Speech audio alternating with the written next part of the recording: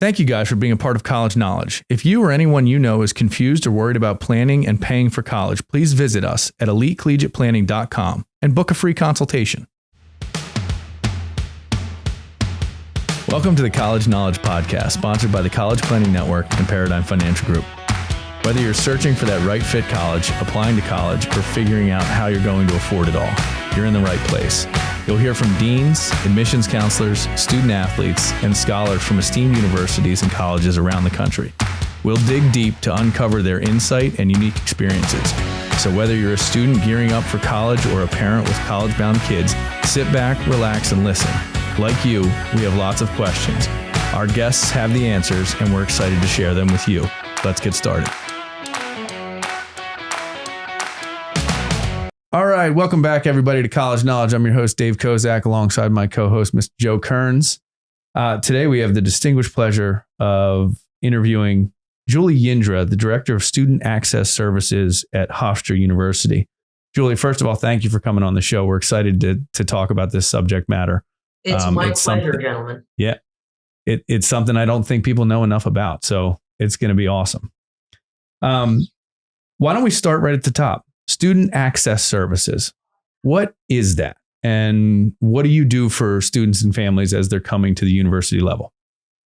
So our primary mission in an access services office is to make sure that everybody coming to the university, be it students, faculty, staff, visitors, families, is feeling as though they are welcomed and that they were expected, right? Okay. So one of the key issues I think that a lot of people forget about the whole concept of access for people who walk or read or speak or travel differently is that we all want to feel as though when we arrive somewhere, they were expecting us. Mm-hmm. Right? Yeah, I talk about a lot and this is probably shouldn't go there, but I love going to a country club because it's always it's almost like the hospitality industry, right? They want you to be there. And so I think that's a crazy and awesome way to look at that environment. You want to welcome people when they get to campus, no matter what the reality is. Right. Exactly. So what's the range of services that the Student Access Services handles from A to Z? What types of things do you guys do? So here at Hofstra, the thing is, every college or university has to have an office like this one, has to have a way for an individual to say, I am coming to Hofstra and I have some challenges and I require some accommodations, either in or out of the classroom, right? So every college has to have at least that promise that they will have accommodations that will level the playing field and level access to everyone who's part of the community.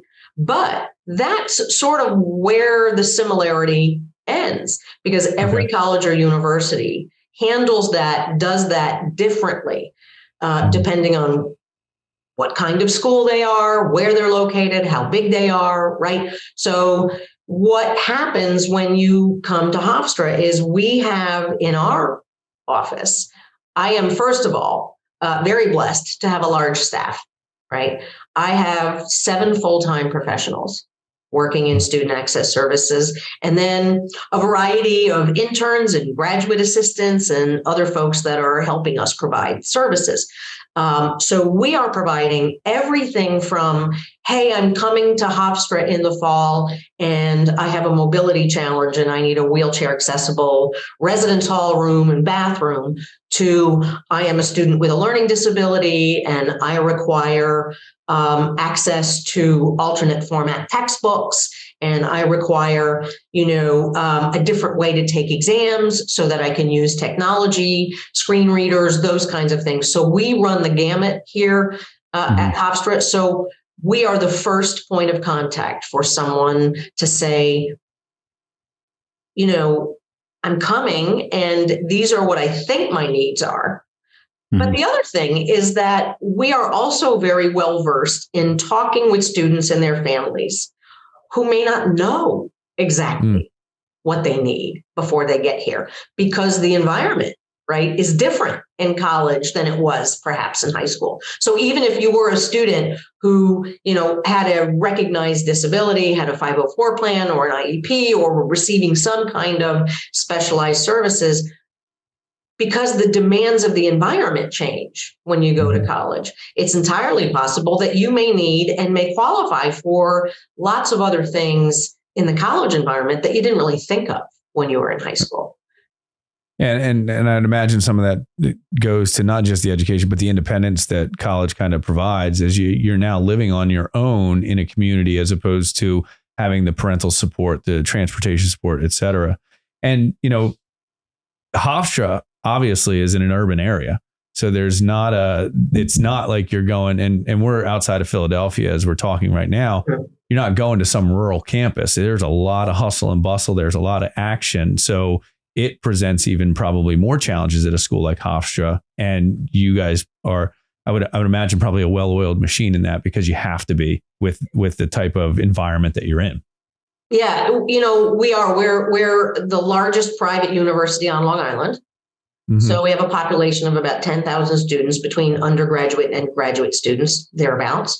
And because we have been known in the disability community for quite some time as a destination school for students with learning disabilities, ADHD, students with mobility challenges, we have a larger than typical population of those students. More than 10% of the total population of the university is registered in my office.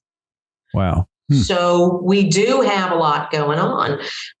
We actually, a lot of people don't realize this, but Hofstra was the first private university in the entire country to become fully wheelchair program accessible.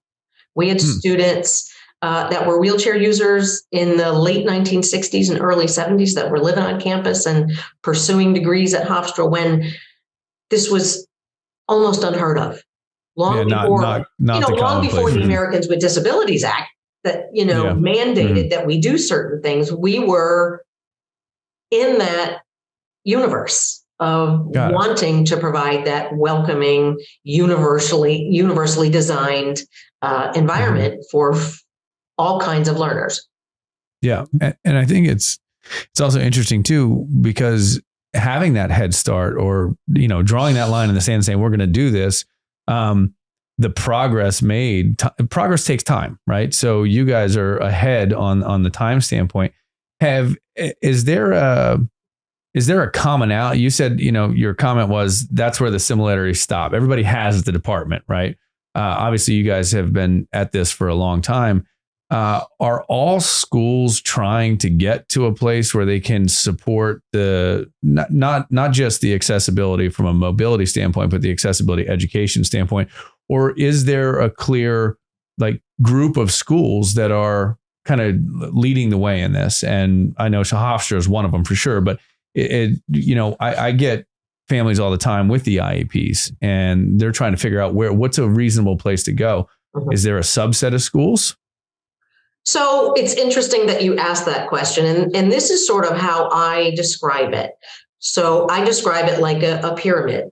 And at the bottom of the pyramid is colleges and universities have to provide what's called those reasonable accommodations, right? And then above that is a smaller subset of colleges and universities that are providing what I like to call comprehensive, services.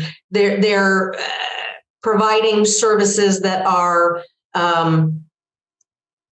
connected to residence life, that my office communicates with the residence life office, with the tutoring center, with the advising center. We're doing coordinated care, sort of wraparound services for the student. And there's an increasing number of colleges and universities that are approaching it in that manner, right? So there's not just a Access Services Office, but the Access Services Office is collaborating with the Career Center, with the Advising Center, and we are really addressing all aspects of that student's college experience and talking to one another while we're providing those services to make sure that the student meets with success, right? And so those colleges and universities are doing it not necessarily just because it's the right thing to do, right? Because it's the equitable thing to do, but because they're noticing something. First, there's a growing population of students that have disabilities, that need accommodations, ADHD, learning disabilities, autism spectrum disorders. The fastest growing population in our office over the last couple of years, I think also exacerbated by COVID, is students with mental health challenges, right? So colleges and universities, that's an increasingly large proportion of the students that they are working with, and they realize that it serves their purpose as well as an institution to provide opportunities for those students to thrive, right? And to increase the retention and the graduation rates of their entire student body, including those students. And so they realize that providing this sort of coordinated level of care is the right approach to increase those retention and graduation rates. And, you know, one of the things that I've been doing at Hofstra for many, many years is every semester, I run academic success reports of every student who's registered with Student Access Services, which really at this point is 1,000 students that we're talking about. And I publish, and every chance I get, I talk about how well our students are doing, right? And last semester, 96% of the students registered in our office had over a 3.0 GPA. Wow. So the students that are using the services, the students that are exercising that help-seeking behavior are being successful. And that's part of our message also, is that one of the keys for a student with a disability to be successful in college, because as you said, it's a much more independent environment, is the willingness and the readiness to exercise that help-seeking behavior. Yeah, we've heard that many episodes, that the mentality of asking for help, not even without disabilities, can be seen as a strength, not a weakness. And too many young people treat that as, if I have to ask for help, it means that I'm not smart enough, or I'm not good enough to do this on my own. And they feel it. And it's really the exact opposite. I think one of the questions that really popped into my head is, every school, you said, has a baseline, but then that's where things kind of end. So when a student comes on campus, how important is it to, one, obviously, I won't say ask for help, but where's the line between, hey, I need this help, and maybe it's something the school has to offer or can't offer, versus that's kind of the families or the students' job, that in the college search process, they have to find and ask the right questions. You know, does there come a time where you can go to one school and you say, well, hey, I need this, and they say, we can't accommodate that? Like, is that something that schools can say? And they, well, hey, Hofstra's doing this. Is that something that exists, or is that something that's required by schools? So that's a really interesting question. And I'm going to answer it by beginning with the very top pinnacle of that pyramid that I was talking about. Yeah. Above the schools that I have been talking about, and the model of service provision that I've been talking about, is a smaller group of colleges and universities that not only provide extensive services to any student with a disability, but they also offer optional opt-in or programs that require an application that are typically fee-based, right, that provide even more supportive instruction for students. We have at Hofstra a couple of fee-based programs where students can opt in and say, I want to be in the PALS program, which is a program where students get to meet on a regular basis, one-on-one, with a learning specialist who helps train them in all of those executive function pieces, right? The time management, organizational skills. What are better ways for me to read my textbook based on my learning profile, right? What are better ways for me to take notes based on my learning profile and my strengths and my weaknesses? So there is a smaller group of colleges and universities that are not only providing extensive services, but they're offering programs that provide that additional level of support that parents can and students can seek out and apply to. And so if you are a student who would benefit from working one-on-one with someone who's going to help you learn how to be a better and more effective independent learner in a college setting, you can, find those schools that offer those optional, typically fee-based programs. I didn't even know that existed, like the fee-based side of things. And is that something that's private, or is it's run by the school? Yeah. Oh, it's run by the schools. We, in fact, we've had a program called PALS for students with learning disabilities or ADHD at Hofstra since the late 1970s. Oh, wow. Okay. And what the difference is with a school who offers that, say, for instance, is we market it, right? We go out looking for students to, participate in those programs. I go out to high schools. I go to private schools that cater to students with learning disabilities and ADHD and autism spectrum disorders. And I say, hey, these are programs that we have. Come to Hofstra. So it really it shifts the mindset of, we got students with disabilities. We got to provide support for them. We are actively engaged in. We're going out and looking for those students. We want those students, right? And so that's the different mindset. I think a lot of parents will ask me, well, if we disclose the disability, does that hurt my students' chances of getting admitted? That was going to be one of my questions today. Yeah. So, and my answer to that is, first of all, they're not allowed to ask if you have a disability, unless, of course, you're applying to one of those fee-based programs that I was talking about. Right. But my feeling is, if you go to a college and you do a tour and you're sitting with the admissions counselor and you're talking with them and you say, oh, by the way, I have some learning challenges and I need some accommodations. Could I speak to the person who, makes those arrangements? And if you get the, here, the eyeball rolling, right? Oh, here we go. My question would be, why do you want to go there? Exactly. Why do you want to go to a college that doesn't want you? Right. Because of a particular aspect of your profile, right? I mean, so to me, you, instead of saying, oh, well, the college is evaluating me and the college is deciding if they want me, you need to turn this around and say, we are shopping for a college who has what I need. Yeah. And amen. It's what we preach. We're preaching to the choir here. I love that. Yeah.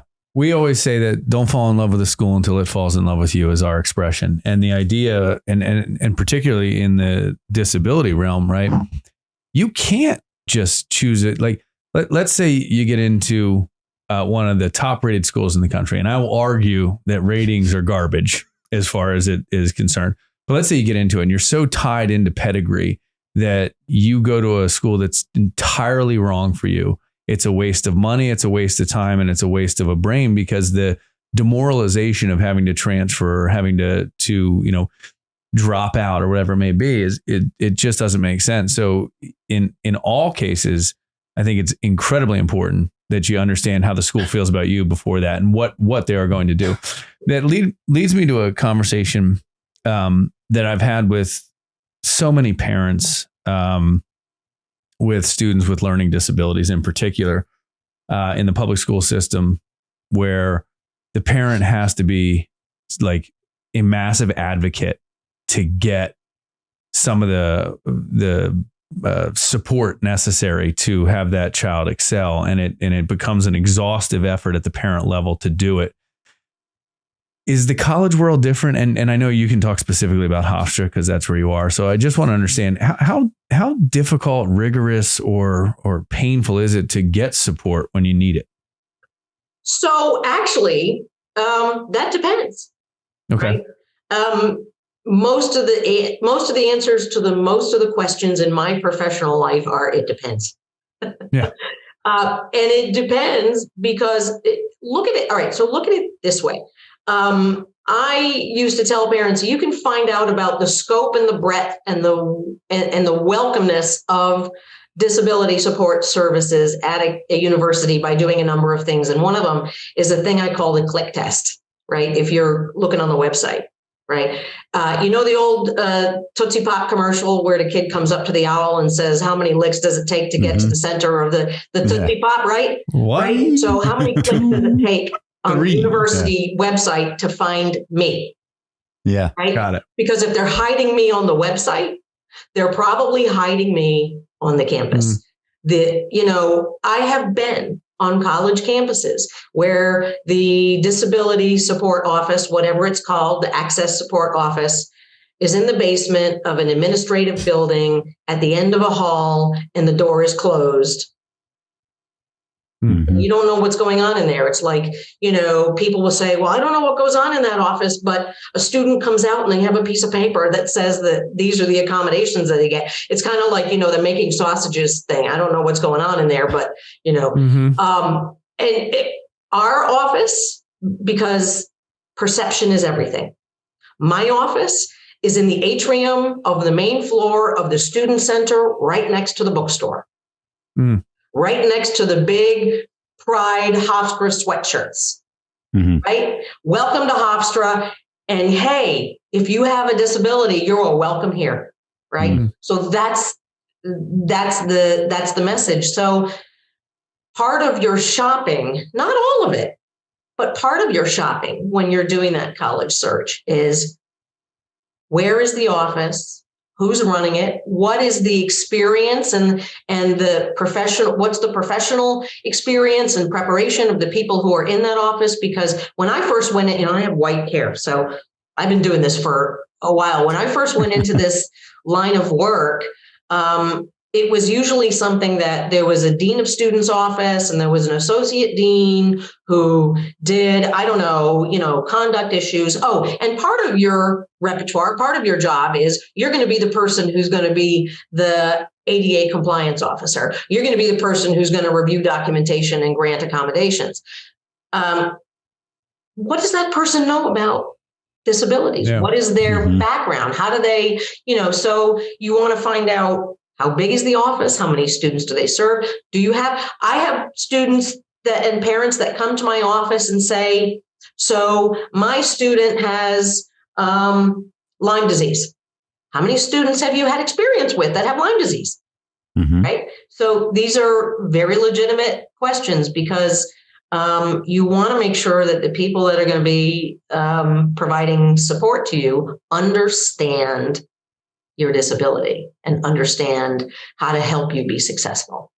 Hey everyone, go ahead and book a free consultation at elitecollegiateplanning.com for help with all of your college needs. Remember, plan early, pay less. It's such a great takeaway because I use the analogy for families when they're starting to look for schools, like when you first bought a house. If you don't know what you're going to, you look in, this is great, we could live there. But there's probably 500 questions you should be asking before you are ready to make that much of a financial commitment.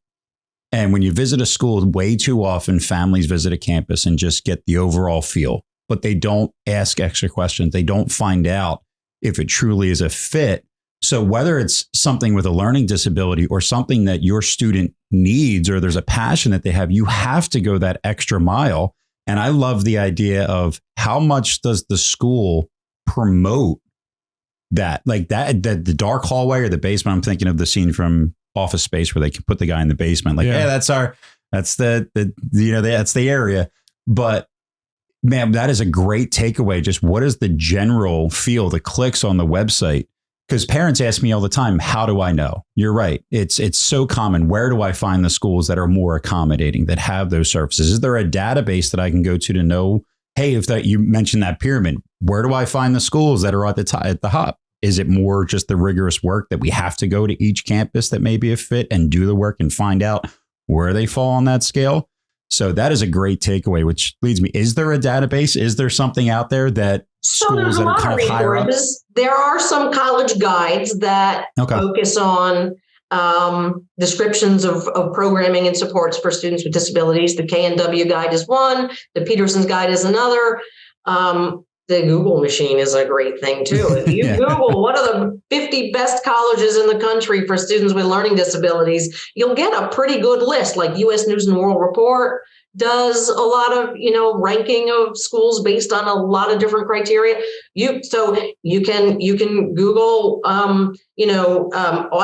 If you go to like autism advocacy organization or the Learning Disability Association or whatever on their website, you can go and say, what are the best colleges for, my student who has a learning disability or who's on the spectrum? What are the most autism friendly colleges? You get a pretty good reading, right?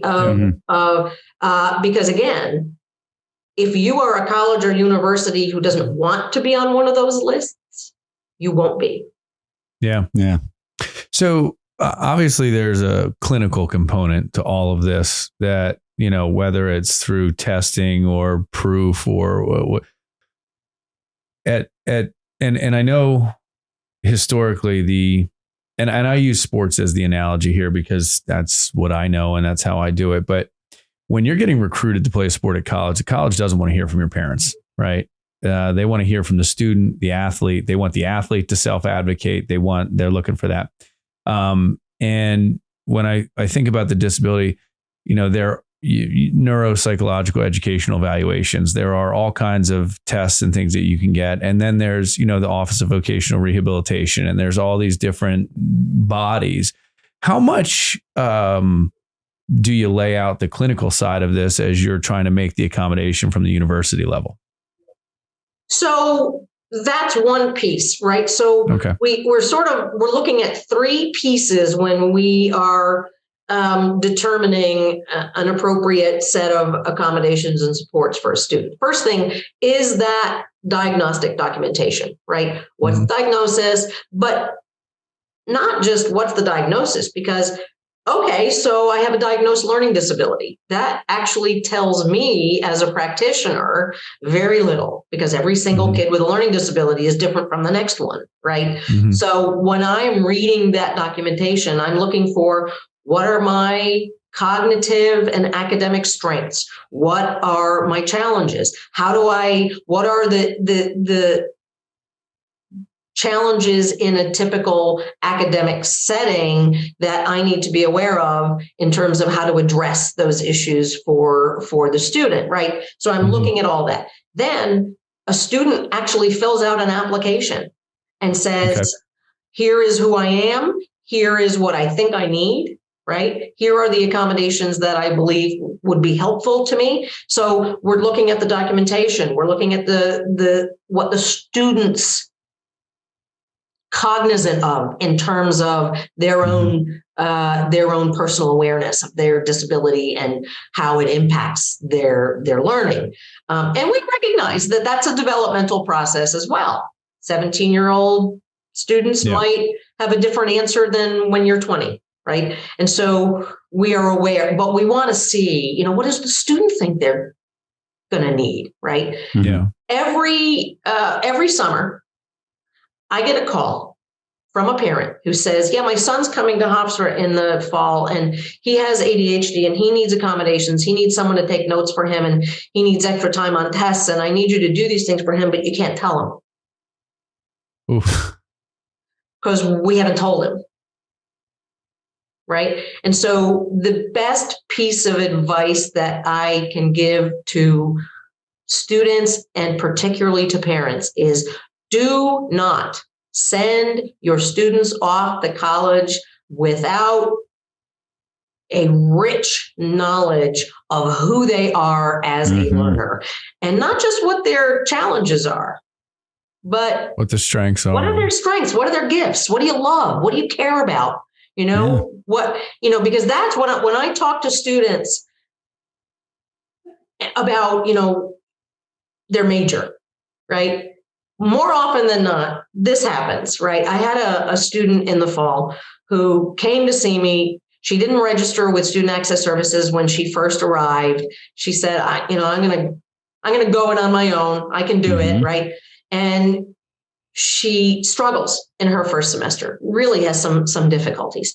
And so she comes to my office and I said, so what's your major? And she said business. And I said, so tell me a little bit about, your challenges. And well, I have a learning disability. I'm really bad at math. So, all right, let's think about that. Let's talk about that. All right. So business major,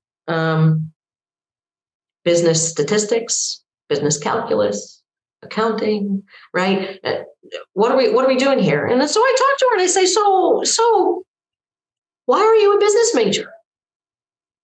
Well, I want to be able to be part of my family business. My family owns a business and I want to be able to contribute to the family endeavor.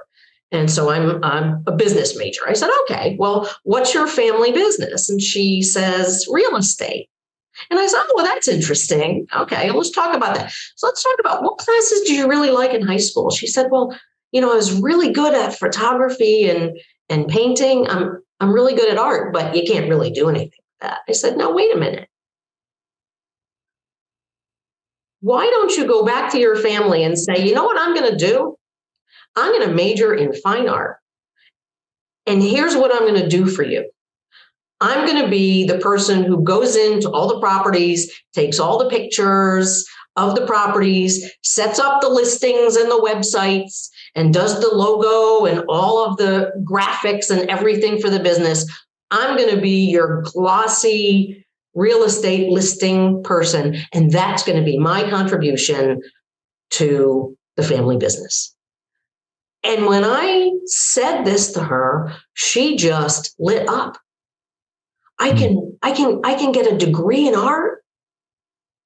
Yes, you can get a degree in art and you can have a fulfilling educational experience. You can have a fulfilling career. You can fulfill your obligation to your family business by contributing that which you are naturally good at. And I love having those conversations with students. It's like this self-discovery. Oh my God, this is something I like, right? This is something I can do.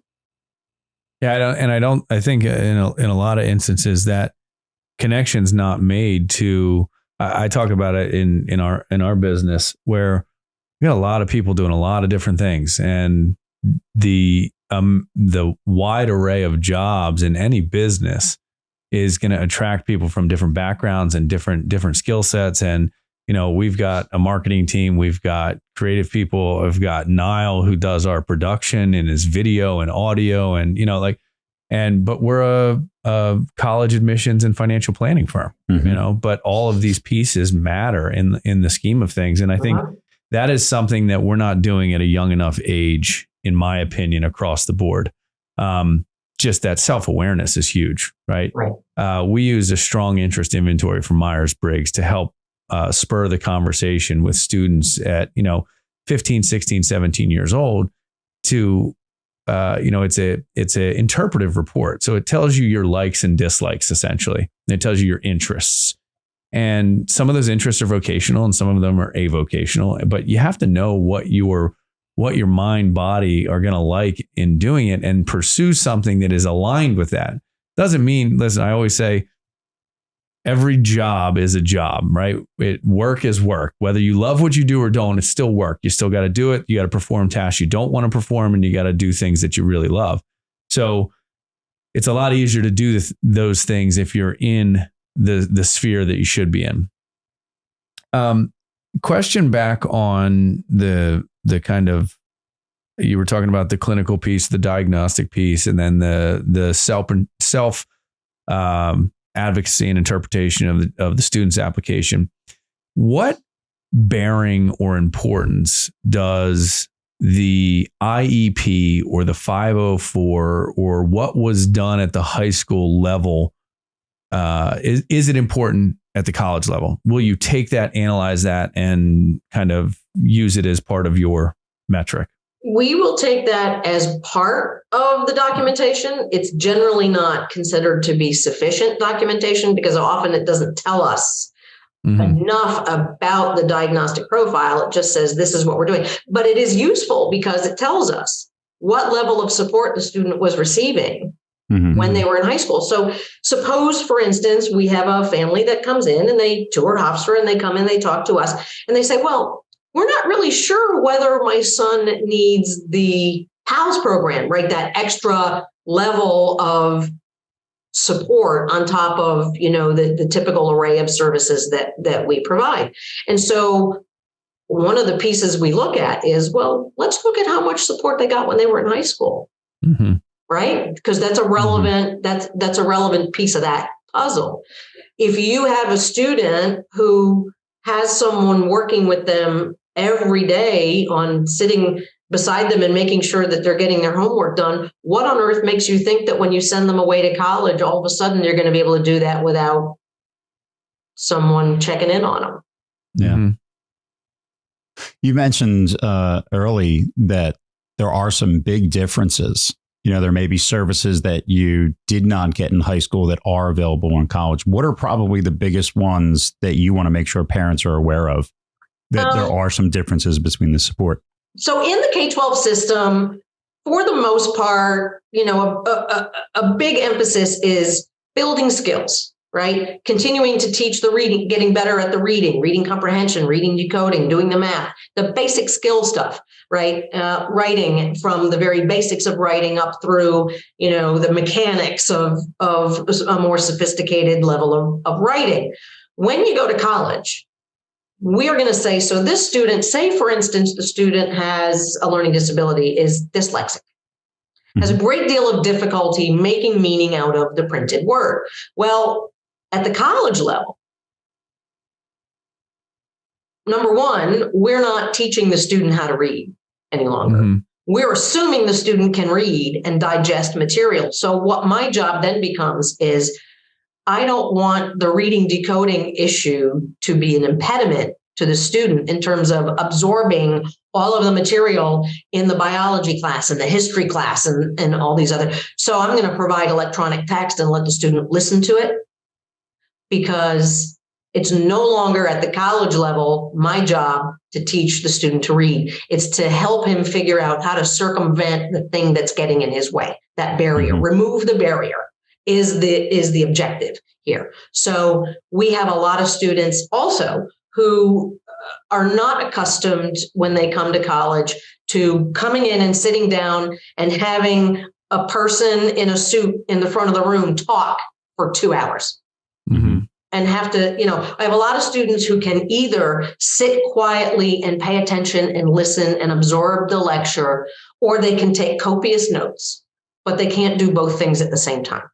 Right? Huge number of students. So we provide note-taking technology that allows the student to record and get a transcript and, be able to create an electronic version of notes without having to do that in the moment in the classroom, right? So there's all kinds of technologies out there that can help us fill that gap now for the student. So it really, there are a lot of things that might be new to a student when they go to college, but maybe it's because in high school, they didn't have to sit and write down everything somebody said for 2 hours. Right. And that's all of a sudden, that's really hard for a lot of students. And so our job is, again, what is the barrier that is created by the students' processing of information, and how do we remove the barrier? So those technologies to circumvent the reading and dictation software, right? If you are dysgraphic and you have a great deal of difficulty writing, I'm going to sit you in front of a computer and say, just talk to me. And the computer will write. And we're all used to using that now on our smartphones. Right. Right. For sure. So we're driving and, we can say, text mom, hey mom, I'll be there in an hour. Right. All right. We do that now as part of our day. And the cool thing about this generation of students is, when I went into this line of work, a lot of this technology stuff was really hard for a lot of people to grasp, including me, right? But these kids have been holding electronic devices in their hands since they were toddlers. So I just give them note-taking software or screen reading software or electronic books, and they're off and running. Mm-hmm.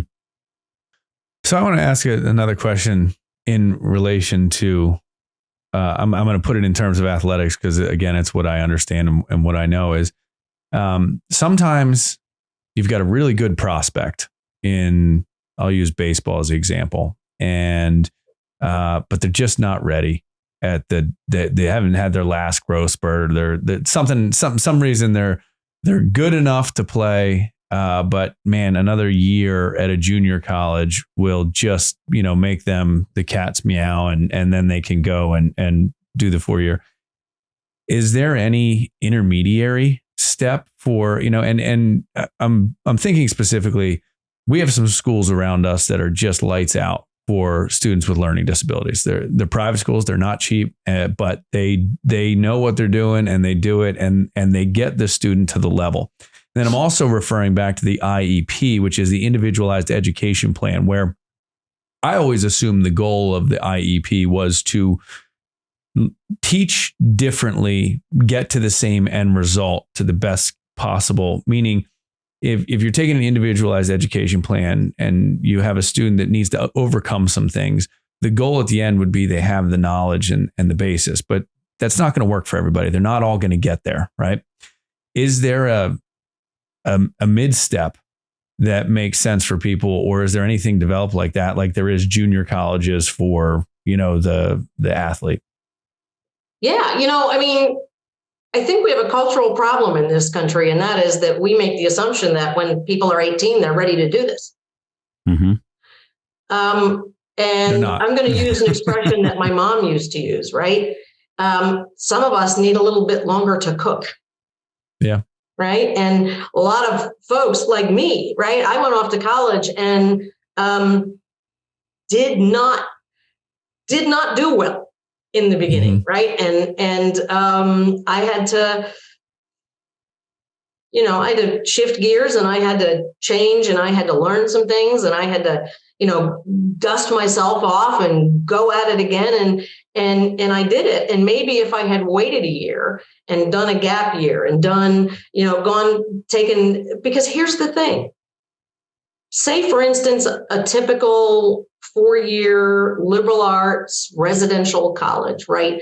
You are all in one fell swoop, adjusting to new academic rigors in the classroom, new teaching styles and learning styles in the classroom, and greater expectations. The volume of stuff you have to do in college just grows exponentially. Plus, at the same time, you're leaving home, you're leaving your comfort zone, you're in a totally different, you have to learn how to take care of yourself. You have to learn how to do your laundry. You have to learn how to manage your money. You have to learn how to do, right? You have to do all of this all at once. So for some folks, live at home, take a couple of classes at your local community college to get your feet wet, get an idea of what this is going to be like, get an idea of how to use accommodations in the college setting. Do it step by step. There's absolutely nothing wrong with that, right? Because I often find, particularly for my students that are neurodivergent, it may not be the academic ability that sinks them in their first semester in college. It may be the inability to manage themselves. It may be the inability to take care of themselves and navigate the social nuances of the college classroom, which is very different from a high school classroom, right? There's a different dynamic between a professor and their students than there is in a teacher and their students in the K-12 system. It's just a different dynamic, and a lot of neurodivergent students just can't. They're just not ready for that different experience. I'm unfamiliar with the term neurodivergent. Can you elaborate on that one for me a little bit? Because I get the basic brain diverge. I understand the roots of it, but what is encompassed in that? So learning disabilities, ADHD, but mostly and most frequently students on the autism spectrum. Got it. Okay. Students who experience something differently than everybody else. I'll give you an example of a neurodivergent kid who I had years ago. Brilliant. Came in, honors college, SAT scores through the roof, just absolutely brilliant kid. Chemistry was his thing. I just don't understand somebody who just naturally gets chemistry. That's a whole other conversation. So this kid, he honors college, he's in the honors chemistry, right? And he is on the autism spectrum. And I talk to him, every week he comes in and I say, so Danny, let's talk about, how things are going. And I said about week 4, I was like, so Danny, it's time that what I want you to do is I want you to go up to each one of your professors and I want you to say, so, how am I doing in your class? And is there anything that you think I could be doing to improve my grade in your class or my performance in the classroom? And why would I do that? Well, because, your professor may have a different perception of what's going on than you do, right? Okay, so he does it. So he goes to his chemistry professor, and, chemistry is like second nature for him. So he kind of goes, so how am I doing in your class, right? And the professor says, well, Danny, I'm really glad that you came to see me because, to be honest, you're failing. And Danny says, what do you mean I'm failing? This is easy. Are you kidding me? And the professor says, well, Danny, when once a week you come to the lab and we do the labs. Yeah, they're easy. Well, when you write up the lab, you do a lab report. Yeah, no problem. He says, well, you haven't turned any of them in. And Danny says, well, you didn't tell me to. And the professor says, well, that's kind of implied. Yeah, that's kind of the point. Right. Yeah. And Danny says, oh, yeah, I don't do imply. So this is a kid who's a brilliant kid, who's very academically capable, who is just not reading the nuances of the college classroom in the same way that everybody else is. Right. Got it. Yeah. Another, when the professor answers a question and my guy is not satisfied with the answer, he keeps on and keeps on and keeps on. And everybody else in the room understands the facial expression of the professor who's like, I'm done with this conversation. We're moving on to something else, right? Everybody else in the room understands that this conversation is over except my guy who hasn't gotten the answer he's looking for yet, right? So there are social nuances for some of these neurodivergent folks that they need some additional training. Yeah. And time management is always one that has stuck out to me that can be very difficult in the college arena because you could be in a classroom for 50 minutes and you could have 50 hours of work to do, in between there. And I think and again, if the implication is you got to do the work, but the syllabus isn't clear to what is expected, what is turned in and everything, it could easily create problems in that regard. Absolutely. And that time management is a huge piece. And I try to make it concrete, right? I say to the student, all right, here's the thing. Does your mom have a job? Yep. What does she do? Well, she works in an office. She works what, 40 hours a week? Yeah, about 40 hours a week. I said, all right, here's the thing. Going to college is your full-time job. How many hours a week are you sitting in a classroom? Oh, about 15. Okay. So the other 25 hours a week to make the full-time 40-hour-a-week job, you need to be reading and studying and writing papers and sitting in the library and reviewing your notes and all those things. And they go, I didn't think about that. Got it. Yeah. Julie, you mentioned earlier in our conversation about recruiting and how that is something, again, very surprising to me, right? But obviously makes sense of, the priorities, you have at Hofstra. One of the questions that I do get asked a lot from parents is usually it's from with children that are on the spectrum. And is there any additional scholarship money that is out there? Because when I hear colleges want to recruit, my first notion is, okay, well, if you're recruiting, does that mean there's some merit-based money that comes along with that? Is that something that is found in the college world, that if there is, someone like, hey, if a school does want students, well, how do you attract students? Well, an easy way to do it is with some money. Does that exist in the college world? It does, and you have to go looking for it. Sometimes it's internal within the college, because we have programming that's been in place since the 70s for students with learning disabilities. We have some endowed scholarships that were provided by donors that are designated for a student, say, with a learning disability. We have one scholarship that's for a student with cystic fibrosis, right?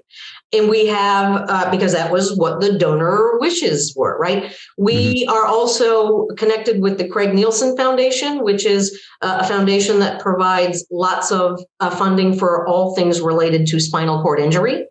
And we are allowed, because of our relationship with the Nielsen Foundation, to recruit a student that receives then a substantial financial scholarship from the Nielsen Foundation to attend Hofstra if they have a spinal cord injury. So they're out there, and sometimes they're within sometimes they're internal, sometimes they're part of the merit scholarship that the university will offer as an incentive to come, right? And sometimes what you want to do is you want to go to the Learning Disability Association and Autism Speaks and all these other advocacy organizations that often have their own scholarships that students can apply for and use them regardless of what school, they want to go to. Yeah. Okay. I think it's an interesting question. And we're running down on time, so I'll make this my last one. But all of the things that you've just talked about from the neurodivergent student leads me to an interesting conundrum that I think families face as they're looking into college. Is the student themselves may have that neurodivergent piece and they can't or don't know how to go through the search process and kind of engage in it. And so to me, that leads to, hey, that's a bigger parent job initially to start exposing to that. When the parent comes on campus and is looking for your office as a prospective student, how much do you guys want the student to own that at a young age, or is it kind of a leniency thing there? Because again, they may not have the training, the tools, and the resources that a Hofstra will add over that 4 or 5 year education that would make them able to have that conversation when they're 22 or 23, right? At 17, they may not be able to. Right. So there's sort of an arbitrary line in the sand that we use, except when there's an exception. And, the funny thing about my line of work that I keep trying to explain to people is my entire professional world is exceptions to the rule. Yeah, right? No doubt. Everything I do is about an exception to the rule. But that being said, generally speaking, throughout the college search and the application and the selection process, it's a family affair. Okay. Once the student deposits and comes to summer orientation, now we're dealing almost exclusively with the student. Okay. But I also tell parents that I want them involved, right? Yeah. In a way, so my philosophy on this is it comes from an old motto from the disability rights movement: nothing about us without us. Right. Mm-hmm. So I want parents involved. But what I tell parents is once your student is enrolled here, I'm going to treat them as an adult. And if you call me and say, I need to know what's going on, my kid is not texting, I'm texting and he's not returning my text or whatever, I'm worried, I'm going to say, thank you for calling. I'll look into it and I'll get back to you. And then I will contact the student. Come on in, let's have a chat. How are things going? How are your classes? Then I'll be like, okay, so mom's calling. And we probably should call her back and let her know that you're okay and let her know what's going on. What do we need to talk to mom about? We have that conversation. And then I call mom back. I put her on speakerphone. Sam's in the room, right? So Sam and I are getting back to you. We want to talk with you about what's going on. So that's my approach is I want the parent involvement because parents can do things that I can't do, right? Yeah. The parent can say to the student, So, maybe having a car on campus isn't such a great idea. Let's see how your grades are, and then we'll talk about having the car. I can't do that. Mm-hmm.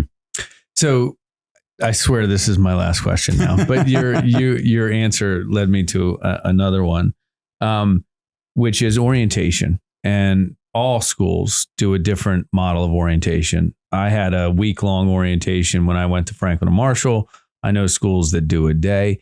Is there, for your group and classification of student, is there a longer orientation or a more in-depth orientation, or is it just the same standard one? It is the same, but what we do at Hofstra is we have new student orientations, and they're 3 days, and they occur throughout the summer. Okay. And we tell our students when they've, made contact with us and they've disclosed to us and we know they're coming, come to the earlier ones, come to the ones that are in June if you can, right?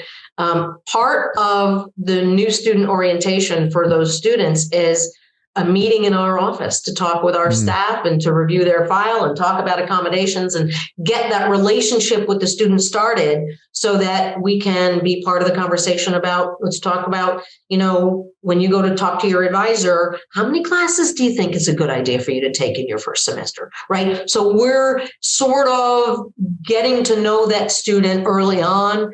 And working with them throughout the whole orientation process, starting, from the time that they send us the deposit and say, I'm coming to Hofstra. We then start our outreach to students. Awesome. I love it. This has been extremely informative, very educational. I loved everything that we discussed today. Thank you. This really was great. You don't get this type of candor or information. It is not. On your side, it may be easy to find. On our side, it's not as easy to find. So I appreciate your honesty and just laying it out for us, because it's something that more and more people are being diagnosed, right? Either because our science is better or COVID or whatever it is. It's just more now. So I think it's important and it's an important conversation. So thank you very much for your time. For everybody listening, this has been College Knowledge on Disabilities with Julie Yindra, the Director of Student Access Services from Hofstra University. Thank you so much, guys. It's a pleasure. Thank you guys for being a part of College Knowledge. Your support means everything to us. Please leave us a review and help us grow and help more families. Thanks for listening to the College Knowledge Podcast with your hosts, Dave Kozak and Joe Kerins. We hope you enjoyed this week's exploration of higher education, sponsored by the College Planning Network and Paradigm Financial Group. That's all for this episode. See you next time.